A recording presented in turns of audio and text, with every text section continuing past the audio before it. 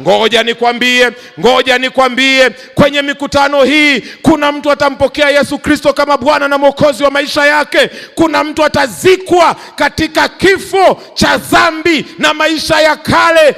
Utakapozikwa na kufufuka katika upya wa maisha, watakutafuta.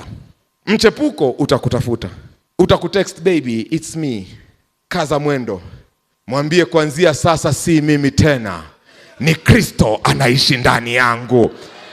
Wapiga dili chafu watakutafuta, watakwambia mamba kuna mchongo uko nje, njoo tupige tupate pesa. Waambie wapendwa, wiki iliyopita ilikuwa ni mimi, lakini sasa nimekufa katika maisha ya dhambi na nimefufuliwa katika upya wa maisha.